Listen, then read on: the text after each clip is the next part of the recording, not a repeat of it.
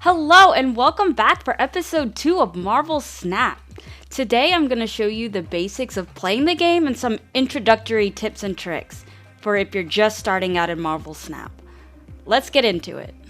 Let you kind of have a basic idea of what is here and the best practices. Let's go ahead and jump into a game and I'll go ahead and explain what's going on here. Alright, so you start off with 3 bases, and the goal is to win the bases. You win a base when the total power you have at each location is higher than your opponent's, and you need to win 2 out of the 3. This game is played over 6 turns, occasionally 7, depending on the card or the base. And you have a certain amount of time. This cube up here will be important later, but we actually have to get to level 10 before we can use it. So what we want to do, since we have Quicksilver, he starts in our opening hand, let's just go ahead and throw him down. Like I said, typically you're going to see that from your opponent as well. Turns into a new location after turn 4. So this one is kind of up in the air. It can be good, it can be bad. We don't really know. If we look down at what we have in our hand, we have Misty Knight, which if we have to play her, we'll play her, Sentinel, Star-Lord, and Medusa. In my personal opinion, I feel like Medusa is the next best option to get that 4 power right here in the middle.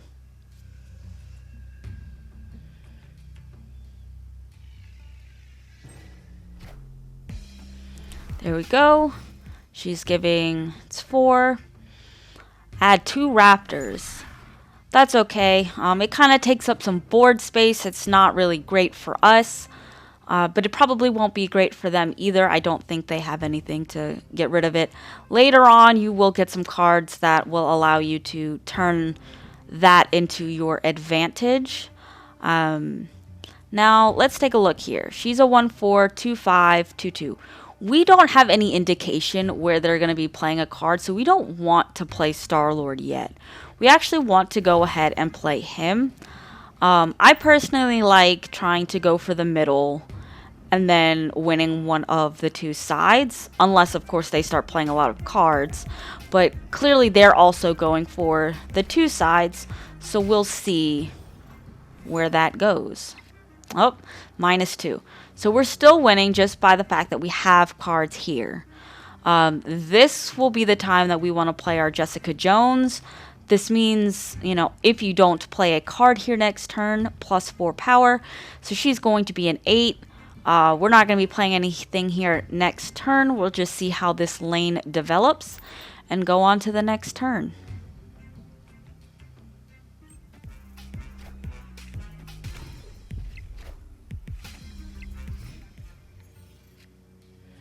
Hulk, we finally got him.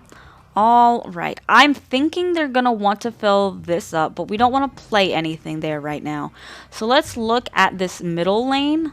Let's go ahead and drop a Hawkeye.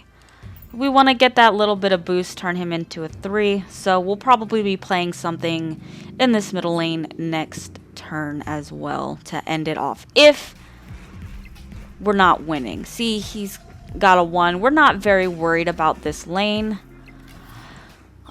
This is when we have to make the decision of whether or not we want to play our big 6-drop boy for 12, or if we want to play another card here for the buff and then kind of get a little bit more power over here. And I think that might be what we want to do.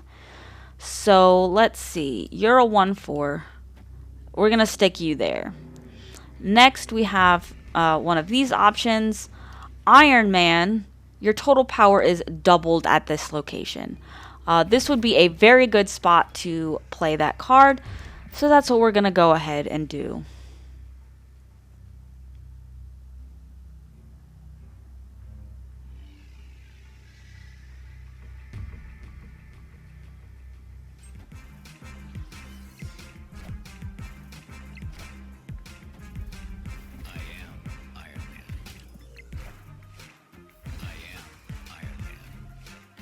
Oh, he also did the Iron Man, so we did win this location still, as you can see. You might be wondering why, because they won one, we won one, and then they won, or we tied it here. If there is a tie like this, it goes into who has the most total power. So the least amount, the lesser board space you have, the more you're going to want to make sure you play into your combos and the cards that will give you the most power on the occasion that you will tie for a location, and you will still have more power than your opponent. So this was a 6 game. We're going to get some boosters for Misty. We're going to go ahead and level her up. Here is a quick tip for upgrading your cards. You're going to want to start with your common cards first. So like that card, ones that cost 25. Claim. So now we have Khazar. Basically, this is how I do it. I go to quality, and then I work my way down. I want to level up all of these basic cards first. Then I want to upgrade the greens to blues, and then the blues to purples, and then the purples to gold, and then gold to whatever comes after that. So that's kind of the order you want to upgrade them, because it costs a lot less credits per for the lesser ones. So you can get more out of your credits for the time being. And we did manage to complete some missions. So we played 2 4-cost cards. Good for us. I thought we completed another one. Maybe not. That's okay. Oh, no, it says missions. Oh, we completed one of the chapters. So we did that. We have unlocked Ant-Man. Now that we have some new cards, let's take a look at our deck. Alright, so already I want to take Misty Knight out. I already said I was going to be doing that. Ant-Man is absolutely going in her place. We already had him there. Next, we want to add Khazar. So Thing, you're going to come out. What he does is your 1-cost cards have +1 power. So your Ant-Man, your Hawkeye, your Quicksilver, all of these 3 cards are going to get buffed. And he's one of the main cards you're going to want for our final Pool 1 deck when we start to, right before we start getting into Pool 2.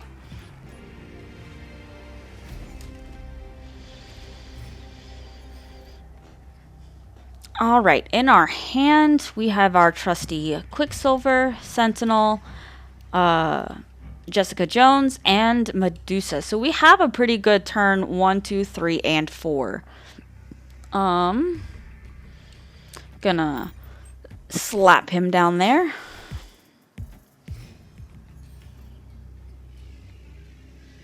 Turn 2, slap her down.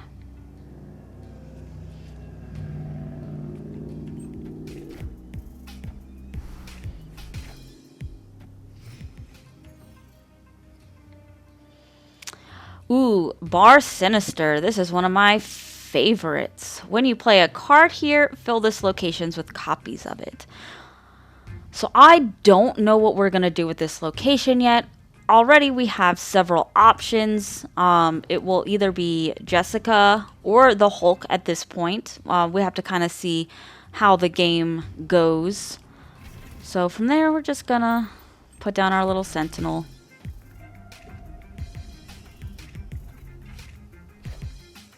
Oh, played the Punisher. I believe we can beat out the... No, we want to play our Jessica Jones now. I just feel like if we want to make sure we're contending Bar Sinister, that unless we win these other 2 lanes, we will need our Hulk there. So I'm going to go ahead and place her in the middle.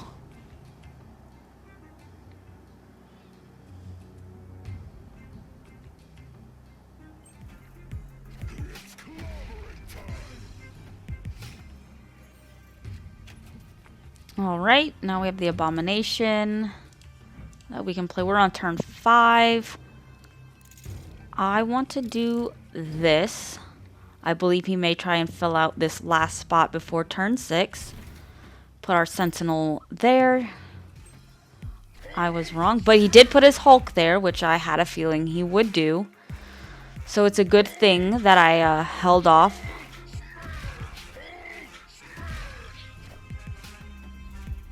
But here's where he may not have played a card here. We may have buffed that a little bit.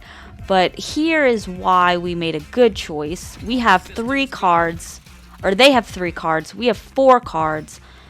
That's going to pull us over the edge. We'll play our Hulk here because that's the only option we have to tie this location. And we definitely won the left side. We tied the right side. Time to see what's happening in the middle. Oh, we actually tied. I don't know why they're bars. Oh, because of that. We still won. We did end up tying this one, winning this one. We were close enough, and we have more total power. That's going to do it for today's episode. Thank you so much for watching episode 2. I hope you have a basic understanding of the game and its mechanics. Now it's time to really focus on cards and the gameplay strategy. I'm going to go ahead and play a little bit offline to unlock some cards, and in the next episode, I'm hoping to be able to showcase some Pool 1 deck archetypes for you. If you enjoyed this episode, please consider leaving a like and subscribing. It really helps the channel out. See you next time!